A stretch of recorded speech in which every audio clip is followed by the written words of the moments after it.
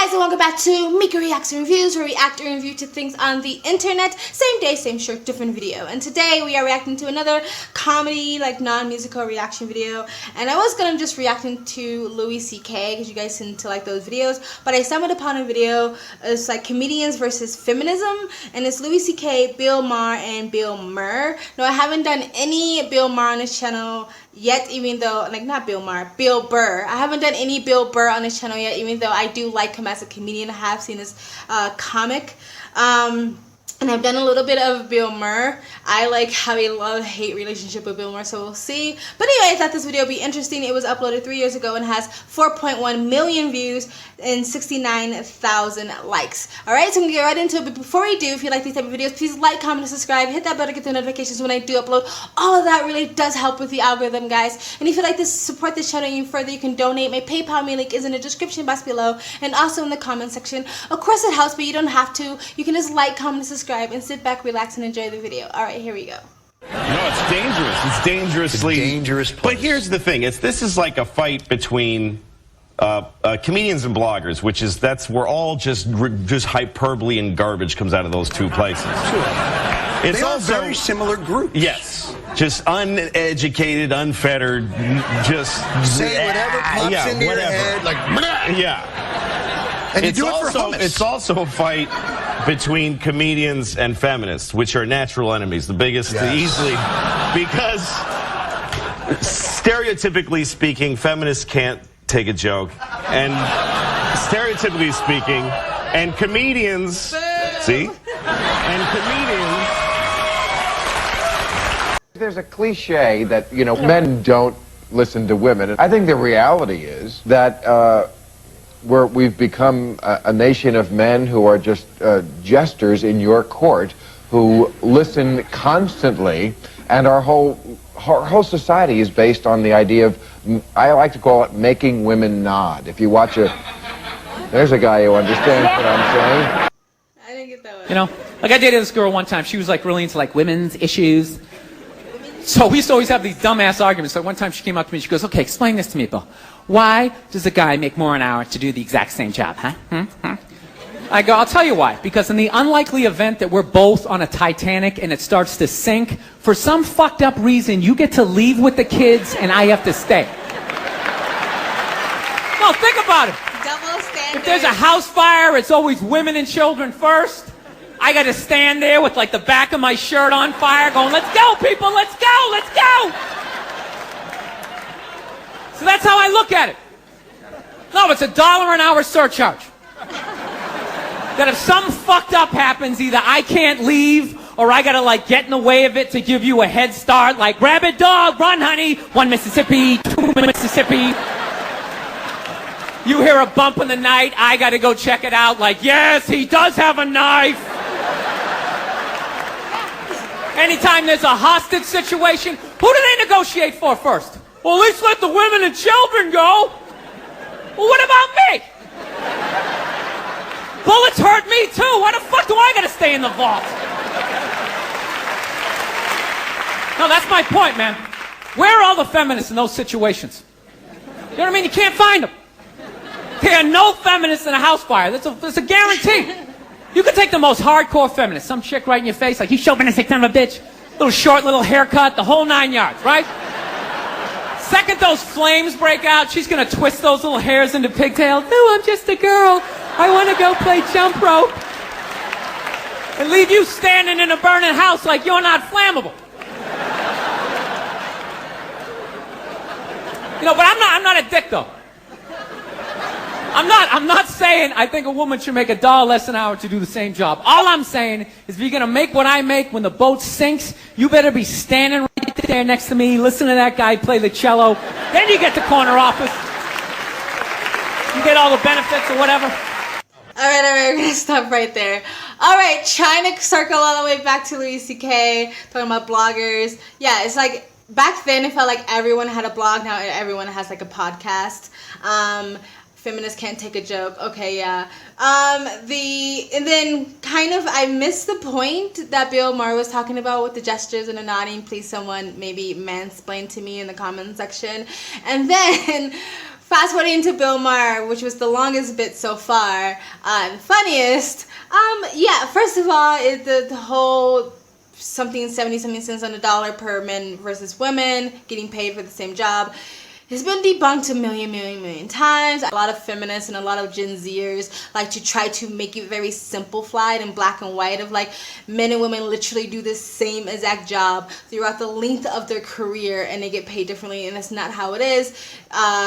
It's men and women. Men choose different jobs. Women choose different jobs. Men work longer hours than women. Women tend to leave jobs because of children, raise children and stuff like that.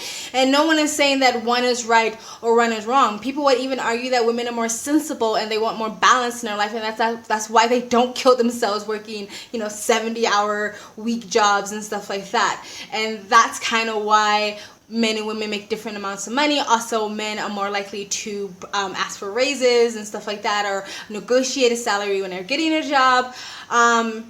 And this is America, there is no American system that is trying to push women out of certain male-dominated work spaces. Ever since I was a little kid, I've said this in other videos, since I was in elementary school, there was posters all over the wall trying to get little girls to go into STEM, robotics, engineering, science, and all these other things. Stop trying to pretend we still live in the 1950s. Feminists, we don't. Women are so free to go into any field they wish to go into, and a matter of fact, a lot of these places, a lot of these like STEM fields and stuff like, they're like literally trying to get women, begging women, even lowering the standards so women can get in easier, and women are still choosing different roles. The most feminists are screaming about like, women are allowed to get into these different fields are women who didn't go into those fields in the first place. They went into some sort of art lib something, like got a diploma in like African dance, social justice, blah blah blah. But those are the ones who are constantly arguing that women are allowed in these spaces, and they are. Double standards, again, I'm not a feminist, I'm an egalitarian, but I don't complain about double standards. Yes, there's double standards that are negatively affect me or I don't like, and there's double standards that negatively affect men. But there's also a lot of double standards that I benefit from and I am privileged to. And that is, hey, if there's a burning building, I get to run out first. If there's a noise in the house, I get to tap on my boyfriend and be like, hey, go check on and see what danger is out there. I don't mind those double standards, and most women don't. Again, when you hear feminists arguing about positions, it's always lucrative, luxury, powerful positions like CEO of a company or president.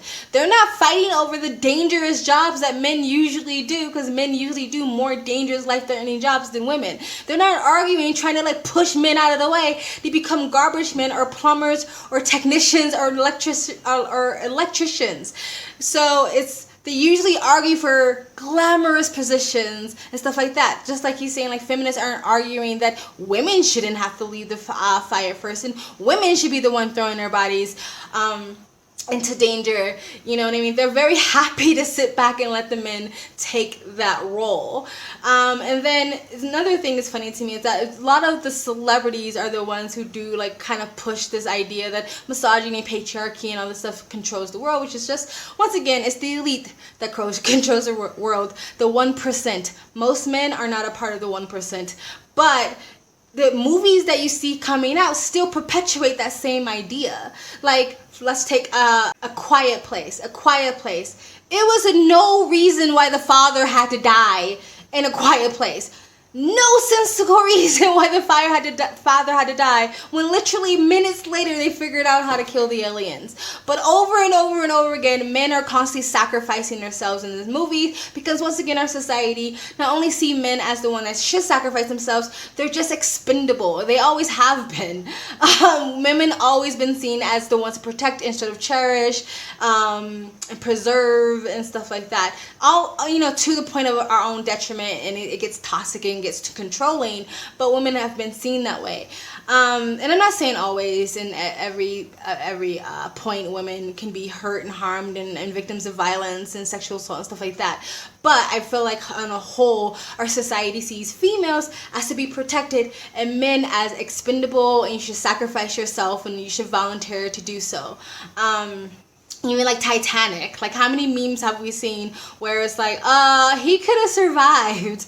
But so it's like Hollywood's constantly pushing this idea of misogyny, patriarchy, but they constantly put out movies where men are constantly sacrificing themselves like nonsensically, like for no reason. Anyway, let's continue. That was a long bit of rant. Sorry. All right, let's continue. On the other side, comedians can't take criticism. Comedians are big pussies. Yeah. And they can't, so to one side you say, if you don't like the jokes, stay out of the comedy clubs. To the other side you say, if you don't like the criticism, stop Googling yourself every 10 seconds. Just nobody's making you read it. It's positive. To me, it's all dialogue is positive. Now, a lot of people don't feel that way. For me, any joke about anything bad is great. Right. That's how I feel. Right. Any joke about rape, Holocaust, the Mets, whatever. Yeah, any joke about something bad is a positive You thing. have now crossed the line, mister. But now, I've read some blogs during this whole thing that have made me enlightened to things I didn't know. This woman said how rape is something that polices women's lives, that they have a narrow corridor.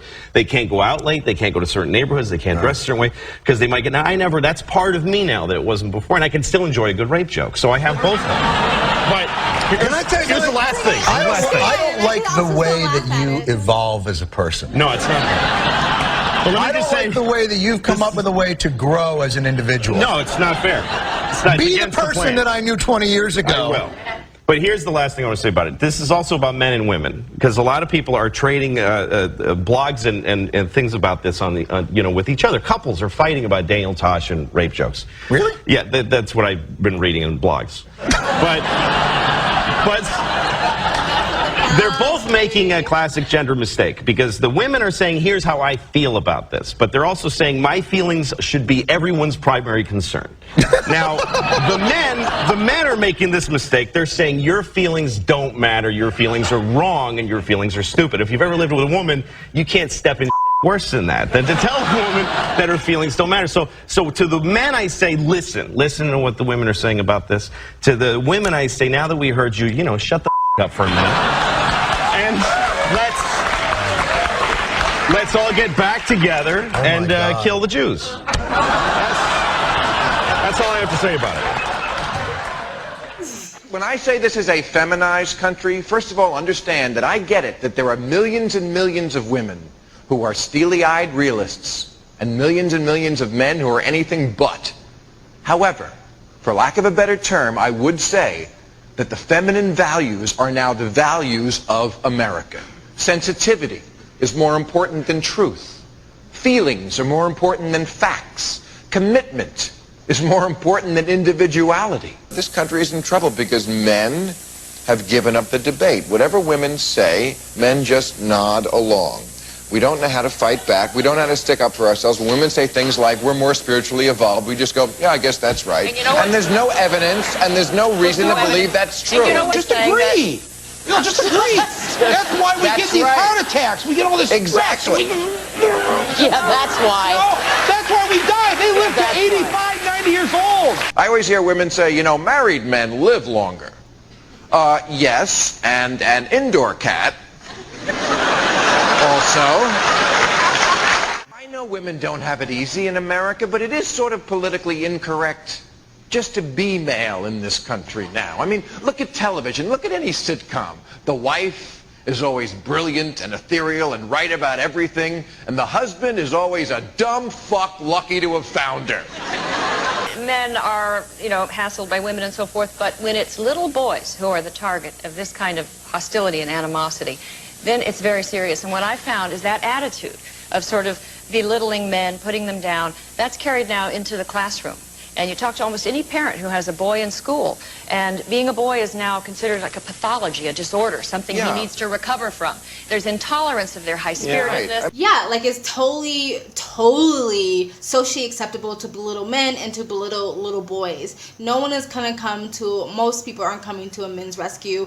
There's been like, what would you do things where you'll see like in public a woman like beating on a guy, and not only would no one intervene or help him or even say, hey, women, you should stop beating on this man, people would cackle and laugh and be like, you go, girl, and you must deserve it. It is very, very extremely socially acceptable to not only belittle men, harass men, and abuse men in this country.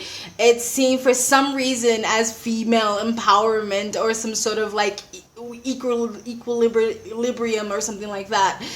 And yes, America has become feminized, extremely feminized. I believe in masculine and feminine energy. I think they both should exist in the realm of existence and reality. And I think feminine energy and masculine energy should come together and balance each other out, yin and yang. Anytime there is an imbalance, that's when you see all these fucking social disorders and things going awry. That's even when it's just too much masculinity. But right now, it's just like overwhelmingly femininity and feminism or feminized energy. And again, Gen Zers and millennials and stuff like that like to pretend that nothing's changed and we're living in the 1950s still. And no, we have come a fucking long way.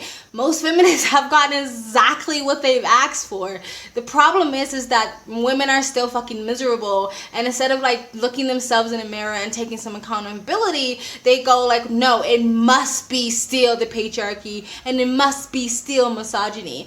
Am I saying that there's no sexism that still exists? Of course there is, but it's no longer socially acceptable to be a sexist. It's no longer socially acceptable to be a misogynist or a pig or anything like that, just like it's no longer socially acceptable to be racist, because we have evolved as a society. But what is happening is that every generation comes along and takes a magnifying glass and a pick and go, well, let's go find some more racism, or let's go find some more misogyny and put it out there and make a mountain out of a molehill. Again, I am not saying on an individual basis that nobody has experienced sexism or racism. I'm just saying as a whole, as a society, it is no longer acceptable because we have evolved.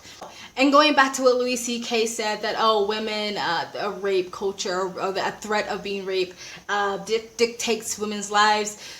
This is not really true. Again, I have been a woman my entire life. I have known many women, and the conversations that none of us have ever had is, oh my God, I almost got raped tonight, or oh my God, I was terrified to leave the house yesterday because I was scared of being raped. Nobody's ever run into dinner wearing a bulletproof vest and a weight whistle in their mouth ready to blow, sweating in terror because they thought they were going to get raped. That has never happened. Yes, like depending on where you live, you have to sort of like, I don't know, think about what time of day you're outside and stuff like that. But that's just the location. That's your environment. That's not that all men are rapists all the time. If you live in a generally safe area, you're going to be generally safe going out in whatever hours of the night. If you live in an unsafe area, then yeah, but that's the location, not men in general. And even guys would have to think about that. Like if you're going to a place like, I don't know, South Central, Compton, Watson, it's a gang territory area.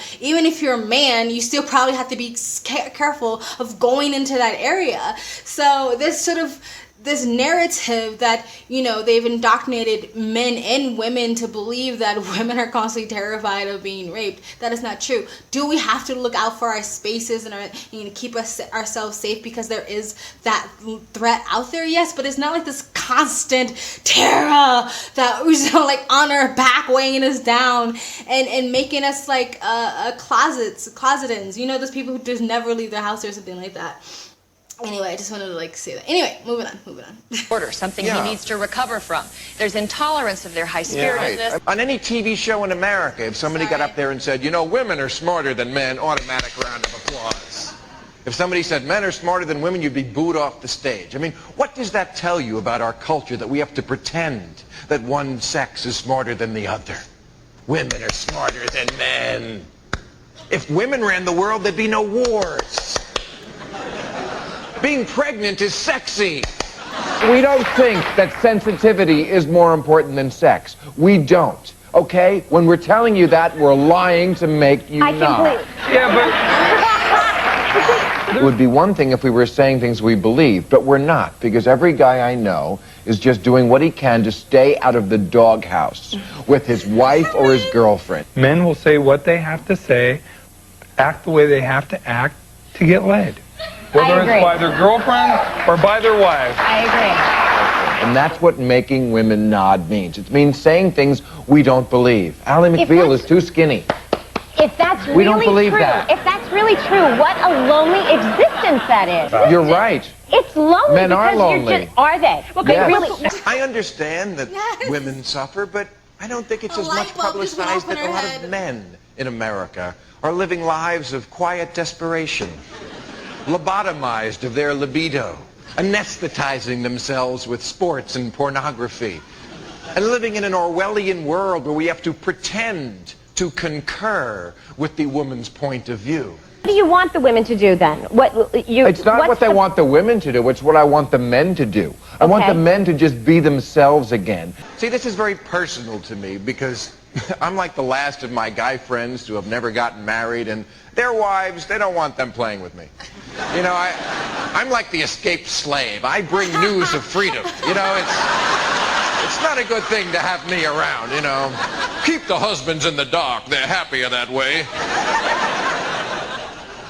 But, you know, all my married friends, I knew these guys when they were young, and they were Mustangs. They used to do whatever they wanted, whenever they wanted, and now they are not Mustangs. They're that horse in Central Park with the blinders on, you know, just going around in a circle in a cloud of flies and shitting in a bucket, you know, just...